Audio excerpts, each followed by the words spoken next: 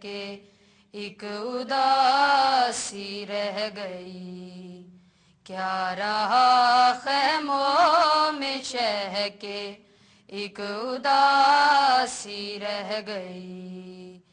اعوذ باللہ من الشیطان الرجیم، بسم اللہ الرحمن الرحیم، الحمد للہ رب العالمین، الصلاۃ والسلام علی اشرف الانبیاء والمرسلین وآلہ الطیبین الطاہرین المعصومین، اما بعد، فقد قال رسول اللہ صلی اللہ علیہ وآلہ وسلم، الفاطمۃ بضعۃ منی۔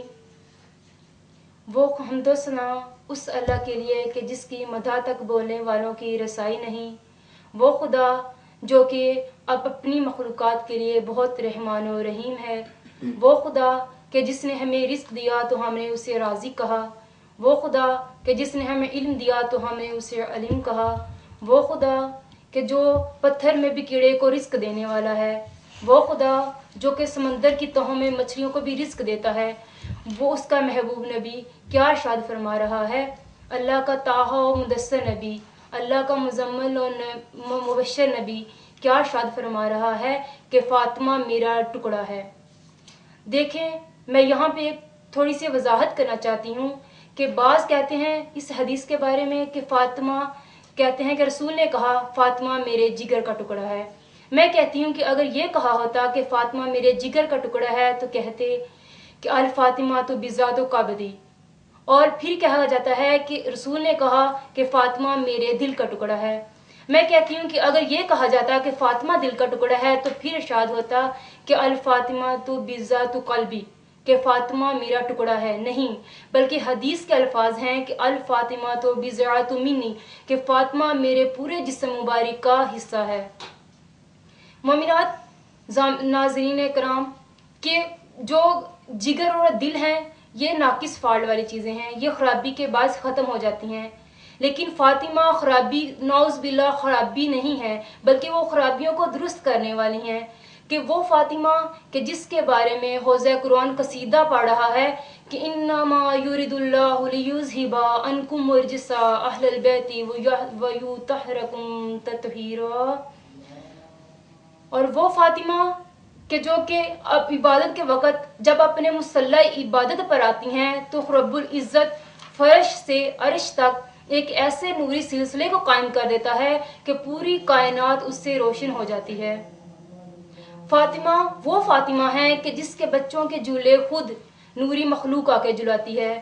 حدیث کو بیان کرنے والے رسول خدا کہ جو کہ وحی الہی کے بغیر اپنے ہونٹوں کو جنبش تک نہیں دیتے، اس پیکر معظم کو جب خدا نے بنایا تو خدا خود پر ناز کرنے لگا اور کیا کہتا ہے کہ میں محمد کا خدا ہوں، یہ میرا تخلیق کردہ ہے۔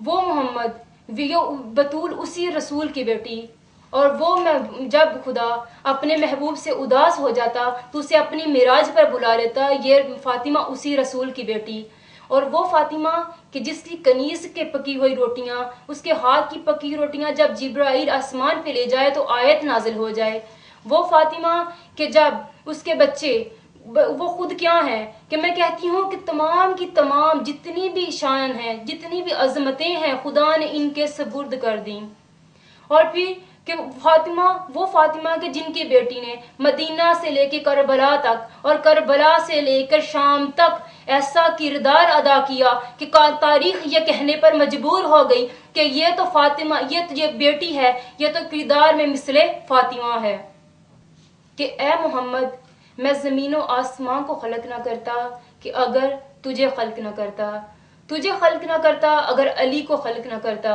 اور تم دونوں کو ہی خلق نہ کرتا اگر فاطمہ کو خلق نہ کرتا۔ اب عرش و فرش کی جو تخلیق کی انتہا ہے وہ کون ہے؟ وہ فاطمہ ہے، اور انتہا بھی اس کا بارواں قائم ہی کرے گا۔ مومنات، خدا نے کسی بھی لمحے اپنی زمین کو حجت سے یا کسی بھی رہبر سے خالی نہیں چھوڑا، ہر دور میں کوئی نہ کوئی رہبر ضرور رکھا ہے۔ اس کائنات میں سب سے پہلی موجود ہستی ہیں خدا، دوسرا رسول، تیسرا علی، اور ان سب کی خلقت کی وجہ فاطمہ ہے۔ وہ فاطمہ کہ جس کے شوہر اور بابا کل کائنات کے عرش و فرش کی پہلی مخلوق، جن کے بیٹے جوانان جنت کے سردار، جو وہ خود اور جنت کی عورتوں کی سردار ہیں، یہ تمام نعمتیں، تمام عظمتیں خدا نے ان کے حضور میں لکھ دیں۔ مومنات، اب آگے میں اپنے موضوع کو آگے لے کے چلتی ہوں کہ بی بی کی مشہور حدیث کو بیان کی طرف، حدیث قصہ کہ جب رسول خدا صلی اللہ علیہ وآلہ وسلم گھر میں تشریف لائے اور ارشاد فرماتے ہیں کہ اے میرے پارا جگر بیٹی، میں اپنے بدن میں کمزوری محسوس کر رہا ہوں، میرے اوپر یمنی چادر اڑا دو۔ جب تمام پانچوں کے پانچوں اس چادر کے نیچے آ گئے تو جبرائیل بھی نہیں پہچان سکے۔ تو کیا یہ بات ثابت ہے کہ جبرائیل نہیں پہچان سکے؟ وہ جبرائیل جو کہ ان کے گھر کی گدا گھری کرتے تھے، جو ان کی نوکری کرتے تھے، ان کے بچوں کے جھولا جھلاتے تھے، یہ جبرائیل وہی پہچان نہیں سکے؟ نہیں مومنات، بلکہ جبرائیل بھی چاہتے تھے کہ رب العزت ان کے قصیدے کو بیان کرے، ان پاک ہستیاں کے قصیدے کو ارشاد فرمائے۔ تو جب پوچھا گیا کہ اے رب العزت یہ ہستیاں کون سی ہیں، تو آگے سے رب العزت کا کیا ارشاد فرماتے ہیں کہ ہم فاطمہ تو ابوہا و بالوہا و بنوہا، یہ فاطمہ ہیں، یہ ان کے بابا ہیں، یہ ان کے شوہر ہیں، یہ ان کے بچے ہیں۔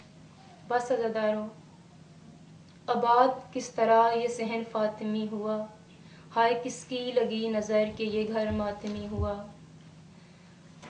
عزاداروں، جب معاویہ مرا تو اس کے بعد اس کا بیٹا تخت خلافت پر آیا۔ اس نے ولید کو خط لکھا کہ مولا علیہ السلام سے بیعت لے، لیکن جب اس کے ولید کے پاس خط پہنچا تو خط اس نے پڑھا، اس نے عبداللہ ابن عثمان کو مولا علیہ السلام کی طرف بھیجا۔ مولا کے پاس جب گئے، عبداللہ گیا تو مولا نے فرمایا کہ اے عبداللہ تم جاؤ، میں ابھی آتا ہوں۔ امام حسین علیہ السلام اپنے گھر میں تشریف لائے، 2 رکعت نماز ادا کی اور خیمے میں جا کر اپنے بابا کی تلوار کو حائل کیا، سر پہ امامہ باندھا۔ جب بی بی زینب نے یہ منظر دیکھا نا تو کیا کہتے ہیں کہ بھیا حسین اب کہاں جا رہے ہیں؟ تو امام حسین علیہ السلام کیا کہتے ہیں کہ بہن زینب، دور زمانہ بدل چکا ہے، حالات بہت خراب ہیں، یزید نے بیعت کے لیے بلایا ہے۔ عزادارو، یزید کون ہے؟ یزید وہ ہے کہ جس نے حرام کو حلال اور حلال کو حرام قرار دے دیا، وہ یزید کہ اس نے بیعت کے لیے مجھے بلوایا ہے۔ میری بیوی نے جب یہ سنا نا تو امام حسین علیہ السلام کے ساتھ لپٹ گئی اور رو رو کے کہتی ہیں کہ اے حسین میں تمہیں نہیں جانے دوں گی، میں تمہیں تنہا نہیں جانے دوں گی۔ تو امام حسین علیہ السلام فرماتے ہیں کہ بہن زینب پریشان نہ ہو، مجھے یہاں پہ امان ہے، مدینہ میری مقتل گاہ نہیں بلکہ وہ کربلا کا تپتا صحرا ہے، وہ نینوا کا میدان ہے زینب میرا مقتل گاہ، تو پریشان نہ ہو۔ یہ بہن بھائیوں میں گفتگو جاری تھی کہ بی بی رقیہ نے جب سنا تو پریشان حالت میں اپنے گھر تشریف لے گئی۔ کہتی ہیں ابو الفضل عباس اب کہاں ہیں؟ مولا عباس آئے۔ جناب عباس نے جب بی بی رقیہ کی حالت کو دیکھا نا تو کہتے ہیں کہ اے رقیہ تو کیوں پریشان ہے؟ بتاؤ کہ عباس کی زندگی میں تجھے کس نے پریشان کر دیا؟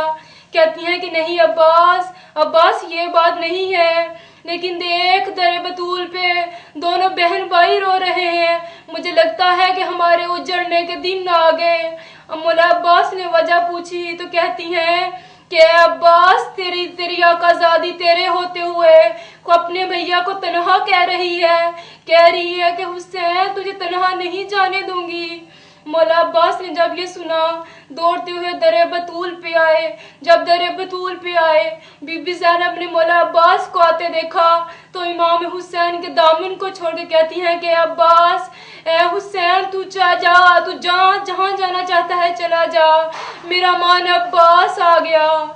بس عزادارو، امام حسین علیہ السلام 18 ہاشمی جوانوں کے ساتھ چلتے جا رہے ہیں۔ جب دربار کے دروازے پر پہنچے تو امام حسین علیہ السلام مولا عباس سے کہتے ہیں کہ اے عباس تو یہاں پہ رک جا، جب اندر سے شور کی آواز آئے تو پھر تم اندر آنا۔ تو امام حسین اندر گئے، دربار میں داخل ہوئے، ولید نے احتراماً کھڑے ہو کے سلام کیا، کرسی پیش کی۔ جب مولا حسین بیٹھ گئے تو مولا حسین نے اپنے آنے کی وجہ پوچھی، کہا کہ ولید تو نے مجھے کیوں بلوایا ہے؟ کہتے ہیں کہ ولید کہتا ہے کہ یہ یزید کا خط ہے، اس نے بیعت مانگی ہے۔ امام حسین کہتے ہیں کہ اے ولید اب شام کا وقت ہے، میں علی کا بیٹا ہوں، صبح ہونے دو پھر بتاؤں گا کہ بیعت کیسے کرتے ہیں۔ جب مولا مروان نے دیکھا نا یہ واقعہ، یہ منظر دیکھ رہا تھا، تو ولید سے کہتا ہے کہ ولید موقع اچھا ہے، حسین سے بیعت لو، اگر کرتا ہے ٹھیک، نہیں کرتا تو حسین کا سر قلم کر دو۔ تو امام حسین جلال میں کہتے ہیں کہ اے زانی کی اولاد، تیری کیا جرت کہ تو مجھے کہے کہ حسین کو قتل کر دو، ابھی تو میرا عباس زندہ ہے۔ وفا کے غازی کی کیا تعریف بیان کروں کہ مولا عباس بھی دروازے پر کان لگائے بیٹھے تھے کہ کب مولا حسین مجھے مدد کے لیے پکارتے ہیں، مجھے آواز دیں تو میں بتاؤں کہ زہرا کا غریب بیٹا غریب نہیں ہے بلکہ اس کائنات کا امیر ہے۔ کہ ایک اداسی رہ گئی، کیا رہا خیموں میں شہ کے ایک اداسی رہ گئی۔